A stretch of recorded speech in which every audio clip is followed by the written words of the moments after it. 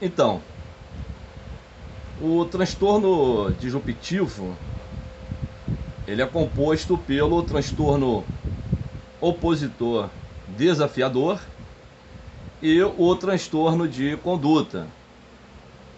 Claro, trata-se de um distúrbio psiquiátrico que tem como característica o comportamento antissocial, ou seja, uma conduta antissocial, uma conduta agressiva, uma conduta desafiadora.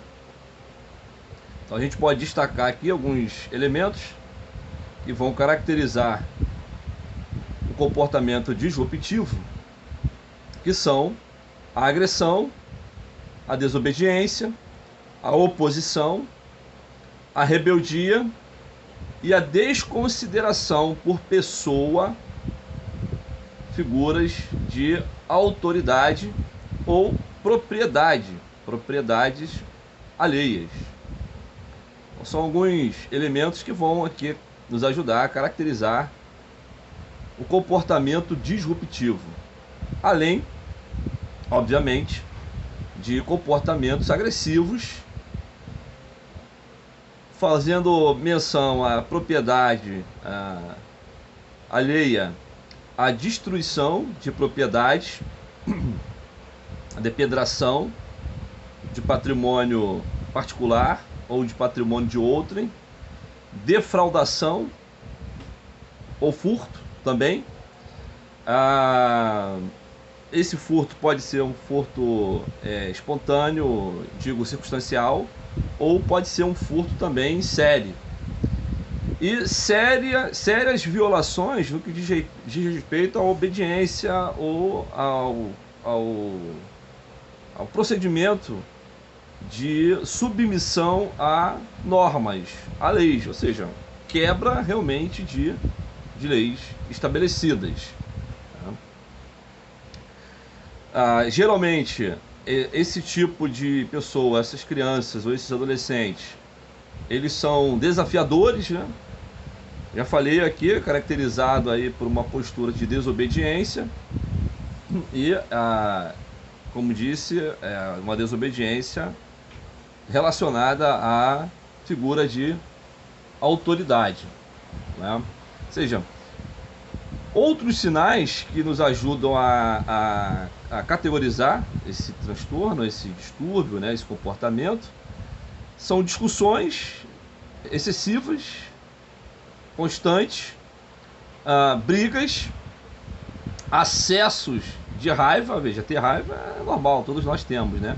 Mas acesso de raiva, ou raivas incontroláveis, alto nível de irritabilidade, o caráter vingativo, né? Um caráter rancoroso, também uma outra característica, a desobediência, a teimosia e o hábito de culpar os outros, né, pelos próprios erros. Também aqui são algumas posturas.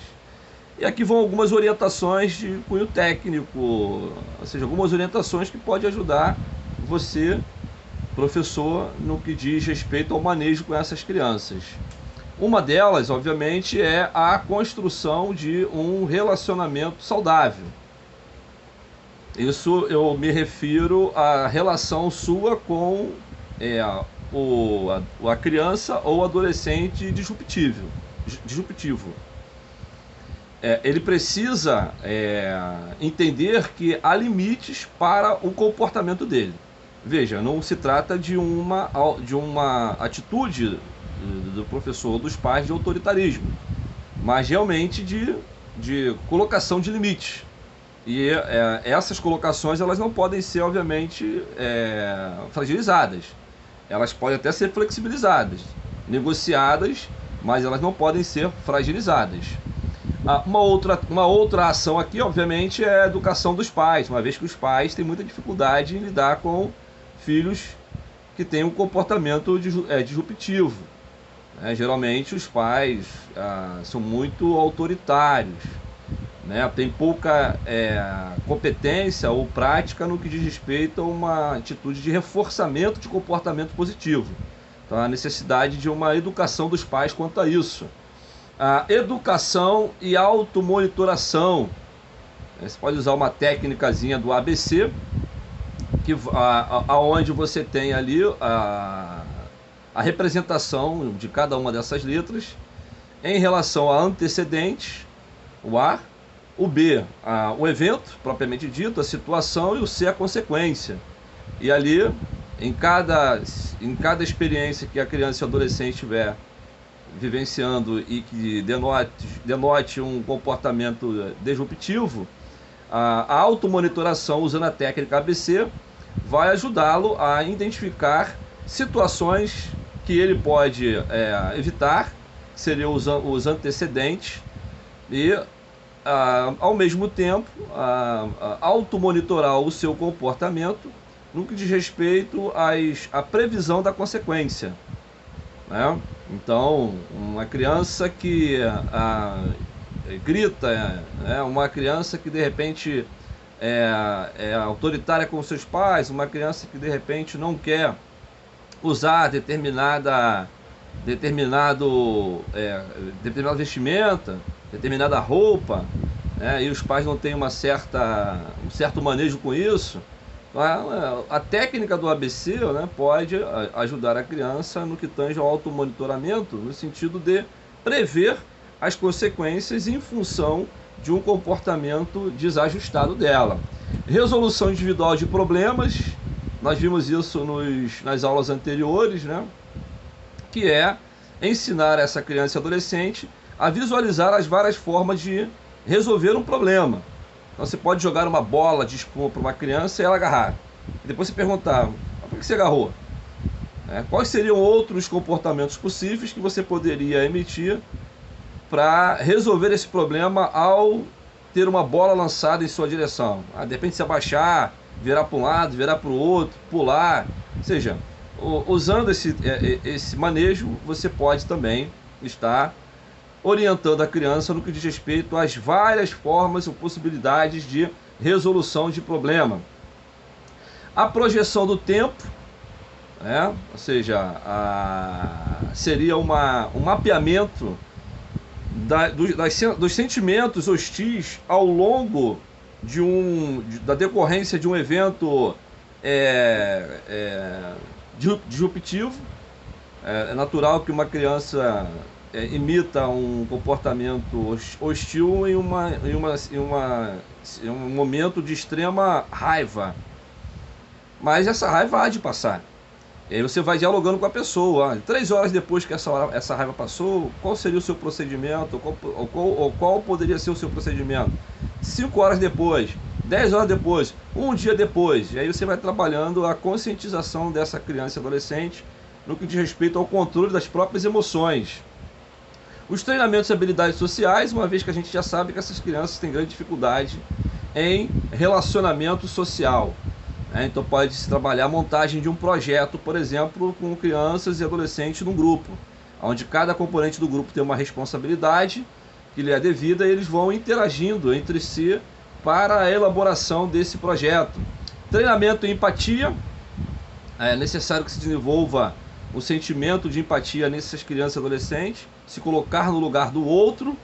E aí filmes e de repente livros podem ser um bom instrumento para trabalhar o desenvolvimento de empatia. A técnica também de análise racional, seria a via de regra, há uma ação de culpar o outro, em determinada situação. Meu pai que provocou isso, minha mãe, meu irmão, o colega da sala de aula, que provocou isso. E aí, nessa técnica de análise racional, a gente vai analisando as várias situações com a criança e adolescente, fazendo enxergar que há outros motivos, ou podem haver outros motivos, que provocaram aquela situação. Inclusive, um motivo relacionado à sua própria responsabilidade, no que tange àquele comportamento, O raciocínio moral, essa seria uma outra técnica, aonde a gente vai estar, obviamente, ensinando essa criança e adolescente, ou estimulando essa criança e adolescente, ou desenvolvendo neles a responsabilidade moral. E uma boa ferramenta ou estratégia para fazer isso é a discussão em grupo, né? Você pode pegar lá algum dilema moral, alguma situação de ordem moral e apresentar ao grupo para que eles discutam isso e apresentem possíveis soluções. E claro, uma outra orientação, uma outra técnica seria a exposição ou o desempenho, que aí seria agora colocar essa criança e adolescente diante de fatos reais, de raiva, né, de desconforto, de contradições, de contrariações, para que ele possa desenvolver tudo isso que ele aprendeu nas técnicas anteriores. E assim ele desenvolver a habilidade, o manejo para lidar com as situações, controlar a sua impulsividade e ser mais assertivo, habilidoso no que diz respeito ao seu comportamento. Então, espero que essas orientações possam ter te ajudado a administrar o comportamento das crianças e adolescentes na sua escola e assim corroborar para que eles tenham melhor desempenho sob o ponto de vista biopsico, social e, claro, intelectual. Obrigado pela oportunidade, um grande abraço.